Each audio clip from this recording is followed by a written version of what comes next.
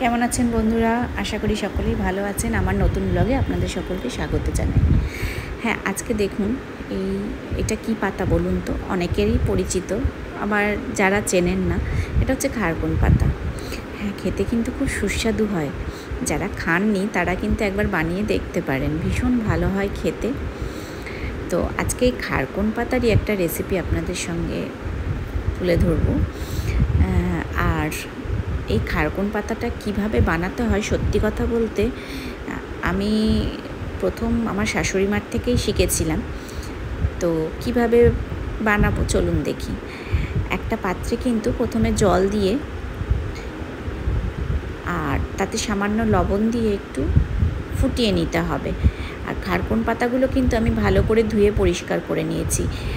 আর খারকুন পাতাগুলো এবার আমি সেদ্ধ করে নেব, কারণ হচ্ছে খারকুন পাতায় কিন্তু একটু সেই কচু যেমন গলা ধরে সেরকম কিন্তু একটু ধরে, সেই জন্য ভালো করে সেদ্ধ করে জলটা কিন্তু ফেলে দিতে হবে।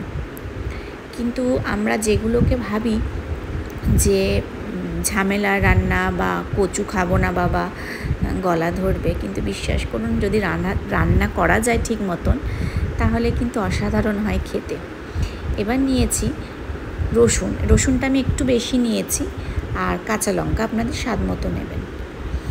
আর ফোড়নে দেব হচ্ছে কালো জিরে। দেখুন আমি এখানে কালো জিরে নিয়েছি 2 টিস্পুন মতো, আর দেব না।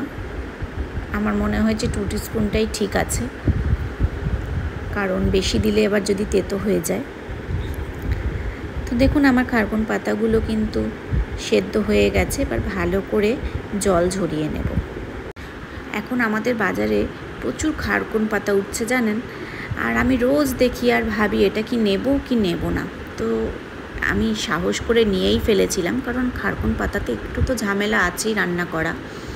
দেখুন আমি তেলের মধ্যে কিন্তু রসুন, কাঁচা লঙ্কা আর কালো জিরেটা ভালো করে ভেজে নেব। রসুনটা যতক্ষণ না একটু ভাজা ভাজা হচ্ছে ততক্ষণ কিন্তু একটু নাড়াচাড়া করতে হবে। তো সাহস করে আমি খারকুন পাতাগুলোকে নিয়েছিলাম, নিয়ে তারপরে আমি আমার শাশুড়ি মাকে ফোন করি, কারণ আমার শাশুড়ি মা মাঝে মধ্যেই শুনি খারকুন পাতা বাটা বানিয়েছে। তো ভাবলাম যে তাকেই জিজ্ঞেস করি রেসিপিটা, তার কাছ থেকেই রেসিপিটা শুনেছি।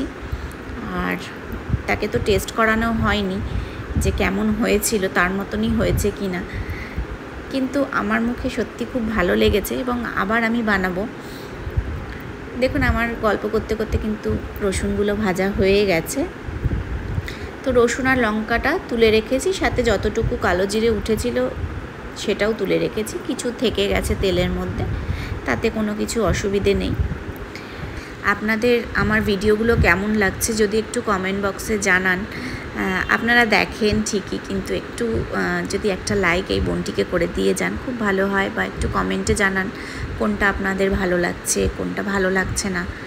তো আমি সেই বুঝেই আপনাদের সামনে আমার নতুন ভিডিও আনবো। আচ্ছা, এবার কিন্তু জল ঝরানোর পর পাতাগুলো সেই তেলের মধ্যে ভালো করে একটু লাল লাল করে ভেজে নেব। হ্যাঁ, ভাজাটা কিন্তু খুব ভালোভাবেই দরকার, না হলে বুঝতেই পাচ্ছেন গলাটা একটু কুটকুট করতে পারে। আর এখন তো বর্ষাকাল, এইসব জিনিসে কিন্তু একটু মাঝে মধ্যেই গলা ধরে, তাই ভাজাটা খুব বেশি করেই ভাজতে হবে। এই ভাজার সাথে আমি দিয়ে দিয়েছি সামান্য হলুদ। সকাল উঠলেই চিন্তা করি জানেন আজকে কি রান্না করব। হ্যাঁ, কারণ রোজ রোজ সত্যি মাঝে মধ্যে পাতা শাক এসব খেতে ইচ্ছে হয়, ভাজা বা মাছ বা মাংস রোজ রোজ কিন্তু ভালো লাগে না। তাই একটু নতুনত্ব রান্না করতেই আজকে বসেছি, যে একটু অন্যরকম কিছু বানাই। আর রান্নাটা সবসময় ধৈর্যের ব্যাপার, সেটা আমি সবসময় বলি যে ধৈর্য নিয়ে রান্না করলে যে কোনো রান্নাই কিন্তু খুব সুস্বাদু হয়। দেখুন আমি কিন্তু পাতাগুলো বেশ লাল লাল করে ভেজে নিয়েছি, এবার এটাকে তুলে রাখব।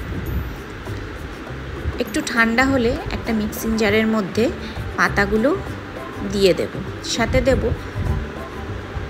লঙ্কা আর রসুন, কালো জিরে। আপনারা কিন্তু লঙ্কাটা বেশিও দিতে পারেন। বাটার পর দেখুন হয়ে গেছে। আপনাদের যদি মনে হয় এটাকে আবার কষাবেন কড়াইতে, আবার তেল দিয়ে কিন্তু একটু কষিয়ে নিতে পারেন, তাতে কোনো অসুবিধা নেই। আমার প্রয়োজন হয়নি, আমি টেস্ট করে দেখেছি যে গলা আর ধরছে না। সাথে একটু যদি খুবই ধরে একটু লেবু চিপে খাবেন, কিন্তু অবশ্যই বানিয়ে দেখবেন বাড়িতে, ভীষণ ভালো হয় খেতে। আর আমার ভিডিওটা যদি ভালো লেগে থাকে আপনাদের, একটা লাইক, কমেন্ট, শেয়ার আর সাবস্ক্রাইব করতে ভুলবেন না। বেল আইকনটা টিপে দেবেন, তাহলে ভিডিও দেওয়ার সাথে সাথে আপনাদের কাছে নোটিফিকেশান চলে আসবে। ভালো থাকবেন, সুস্থ থাকবেন, আবার দেখা হবে নতুন ভিডিওর সাথে।